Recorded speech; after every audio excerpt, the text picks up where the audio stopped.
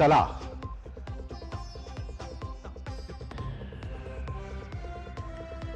और नई मुसीबतों में घिरे आम आदमी पार्टी के नेता मनीष सिसोदिया और सत्येंद्र जैन दिल्ली के सरकारी स्कूलों के निर्माण में 2000 करोड़ रुपए के भ्रष्टाचार मामले में भ्रष्टाचार निरोधक शाखा यानी एसीबी ने दर्ज किया मुकदमा।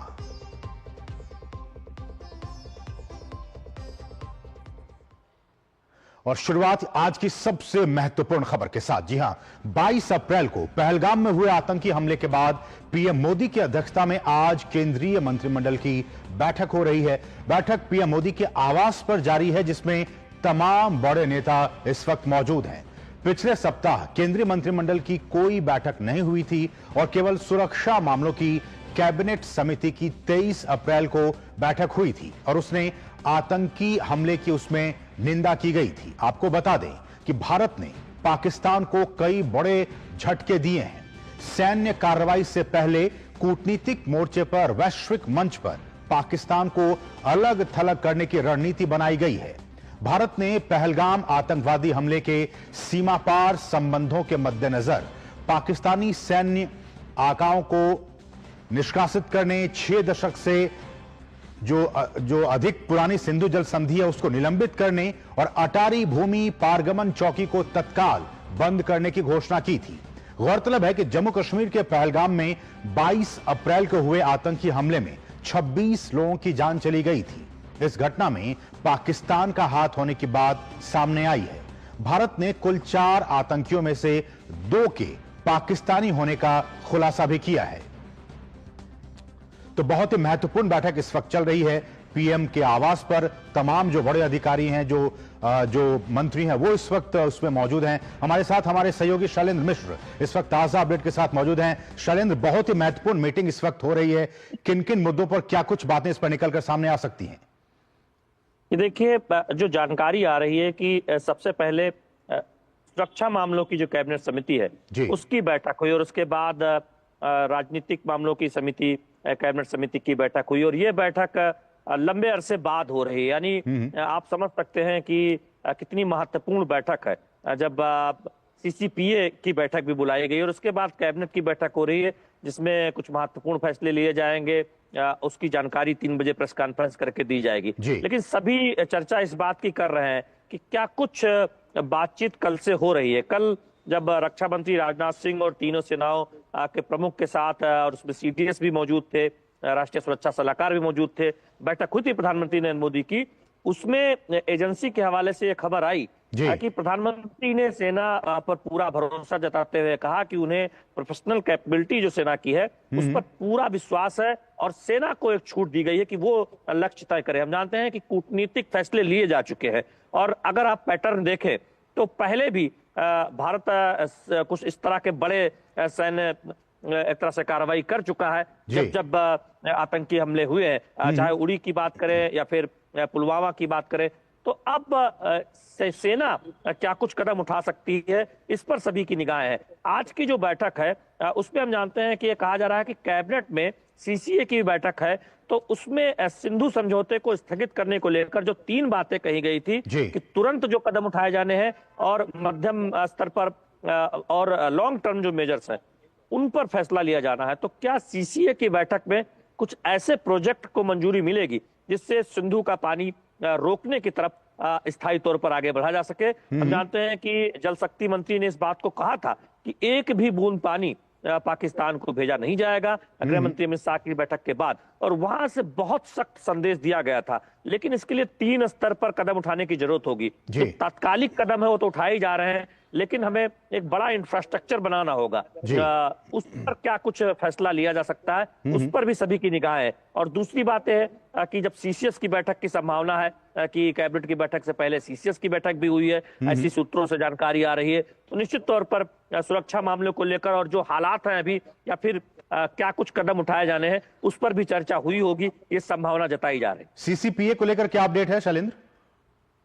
ये देखिए, सूत्रों से खबर आ रही है कि सीसीपीए की बैठक अब खत्म हो चुकी है और कैबिनेट की बैठक चल रही है। सीसीपीए में हम जानते हैं कि प्रधानमंत्री नरेंद्र मोदी की अध्यक्षता में कई मंत्री शामिल होते हैं, सहयोगी दलों के जो सरकार में मंत्री हैं वो भी शामिल होते हैं। और ये बैठक जो सीसीपी है, ये आप देखें बहुत लंबे अरसे बाद हो रही है। तो इस बैठक में एक तरह से जो कुछ कदम उठाए जाने को लेकर विचार बनाए गए हैं या फिर जो फैसले लिए गए हैं अभी तक, उनकी एक व्यापक तौर पर जानकारी दी जा सकती है। और हम जानते हैं कि प्रधानमंत्री नरेंद्र मोदी की अगुवाई वाली सरकार ने तमाम ऐसे कदम उठाए हैं जब इस आतंकी हमले के बाद जो कूटनीतिक फैसले लिए थे, और सर्वदलीय बैठक भी बुलाई गई थी, इसमें सभी राजनीतिक दलों को भी भरोसे में लिया गया था, सभी राजनीतिक दलों ने साथ देने की बात कही थी। तो अब हम जो बैठकों का दौर कल से देख रहे हैं, चाहे वो प्रधानमंत्री नरेंद्र मोदी की रक्षा मंत्री राजनाथ सिंह और तीनों सेनाओं के प्रमुख के साथ मुलाकात हो, या फिर इससे पहले जो सीसीएस की बैठक हुई थी और जब 5 बड़े फैसले लिए गए थे, या आज जो संभावना जताई गई है कि सीसीएस की बैठक हुई है। लेकिन शैलेंद्र, आप बहुत ही महत्वपूर्ण बातें कह रहे हैं कि प्रधानमंत्री ने यह साफ तौर पर सेना को यह कह दिया गया है सीसीएस की मीटिंग में कि समय आपका होगा, जगह आपकी होगी, आपको खुली छूट दी जाती है, जिस तरह से आपको कार्रवाई करनी है वो करें। ये बहुत ही महत्वपूर्ण बातें हैं शैलेंद्र। देखिए, अब हम जानते हैं कि कूटनीतिक स्तर पर बहुत बड़े फैसले लिए जा चुके हैं, और उसमें सिंधु समझौता को स्थगित करने की बात हो, या फिर पाकिस्तानी नागरिकों को वापस पाकिस्तान भेजने की बात हो, अटारी बॉर्डर बंद करने की बात हो, वो फैसले लिए जा चुके हैं। अब बाकी सैन्य कार्रवाई क्या हो सकती है, उसको लेकर बड़ी चर्चा और कयासबाजी का दौर जारी है। कल जिस तरह से प्रधानमंत्री नरेंद्र मोदी ने कहा, जब 2 एजेंसी के हवाले से खबर आई कि सेना को पूरी छूट है, सेना पर पूरा भरोसा है प्रधानमंत्री नरेंद्र मोदी और देश की जनता का, और सेना की प्रोफेशनल कैपेबिलिटी है। हम जानते हैं कि दुनिया में अब भारतीय सेना को लेकर किसी को कोई संदेह नहीं है, और बीते 10 वर्षों में जो ताकत बढ़ी है वो अभूतपूर्व है। आप देखें कि हथियार की खरीदारी हो, साजो सामान से लैस करना हो, ये बहुत हम देखते हैं कि दुनिया भारत की जो सैन्य क्षमता है उसके इजाफे में की तरफ देखता रहा है कि भारत ने अभूतपूर्व उसमें क्षमता बढ़ोतरी की है। तो निश्चित तौर पर भारतीय सेना की क्षमता पर किसी को कोई कहीं संदेह नहीं है, न केवल भारतवासियों को बल्कि दुनिया के लोगों को भी। और यही वजह है कि प्रधानमंत्री नरेंद्र मोदी ने कहा कि जो सेना की जो क्षमता है, सेना की जो प्रोफेशनल कैपेबिलिटी है, उस पर पूरा भरोसा प्रधानमंत्री नरेंद्र मोदी को है। और हम जानते हैं कि इसके बहुत बड़े मायने हैं, क्योंकि ये सेना को कहना ये एक संकेत देता है, और सेना के मनोबल के लिए बहुत बड़ी बात है कि जब देश के प्रधानमंत्री इस बात को कहते हैं, तो निश्चित तौर पर उसके बाद जब आज बैठकों का दौर हो रहा है तो सभी इसी बात को लेकर चर्चा कर रहे हैं कि कूटनीतिक फैसले तो लिए जा चुके हैं, अब आगे क्या, तो ये चर्चा होगी। हम जानते हैं कि कल प्रधानमंत्री नरेंद्र मोदी ने एक अलग कार्यक्रम में ये कहा था कि समय बहुत कम है, लक्ष्य बहुत बड़ा है। हालांकि वो उन्होंने कहा था कि वर्तमान परिप्रेक्ष्य के हिसाब से उसे नहीं देखा जाना चाहिए, वो विकसित भारत की बात कर रहे थे।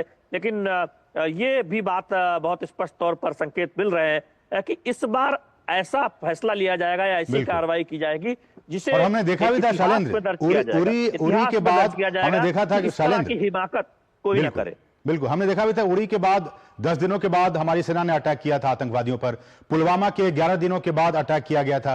अब इस घटना को 8 से 9 दिन बीत चुके हैं, और पाकिस्तान के मंत्री की तरफ से जो कल बयान आए हैं उसमें वो भी ये कहते हुए दिखाई दे रहे हैं कि भारत, मुझे लगता है कि 24 से 48 घंटे में कुछ बड़ा करने वाला है। तो सबकी निगाहें इस वक्त कहीं ना कहीं सेना पर टिक गई हैं शैलेंद्र। देखिए, पाकिस्तान के पास हम जानते हैं कि विकल्प बहुत सीमित है, इसीलिए वो एक रोना रोने का काम कर रहा है कि पहले ही दुनिया को बताकर कि भारत हमला कर सकता है। और लेकिन हम जानते हैं कि भारत ने दुनिया भर को पहले ही तमाम वो सबूत दिए हैं और तमाम वो जानकारी दी है कि कैसे पाकिस्तान अपनी धरती से केवल भारत के खिलाफ ही नहीं, दुनिया भर में आतंकवाद बढ़ाने का काम करता रहा है। आप जानते हैं कि ओसामा बिन लादेन को अमेरिका ने पाकिस्तान की धरती पर ही मार गिराया था।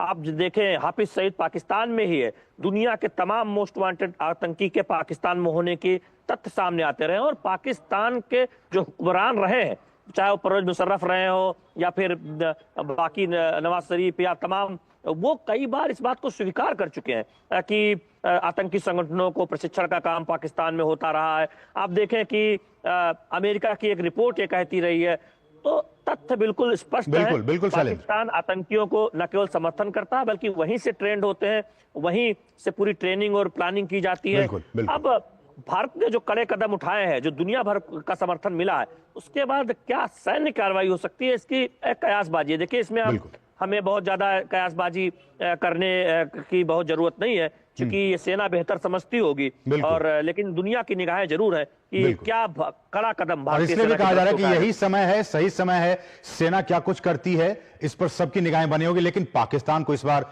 करारा जवाब दिया जाएगा, ये तो बिल्कुल तय है। बहुत बहुत शुक्रिया शैलेंद्र, इन तमाम ताजा अपडेट्स को हम तक पहुंचाने के लिए बहुत बहुत शुक्रिया। बढ़ेंगे आगे, और जम्मू कश्मीर के पहलगाम में 22 अप्रैल 2025 को हुए आतंकवादी हमले के जवाब में भारत ने पाकिस्तान के खिलाफ कुछ बड़े कूटनीतिक कदम भी उठाए हैं। इनमें से एक है पाकिस्तानी नागरिकों को जारी किए गए सभी अल्पकालिक वीजा को रद्द करना। केंद्र सरकार ने अल्पकालिक वीजा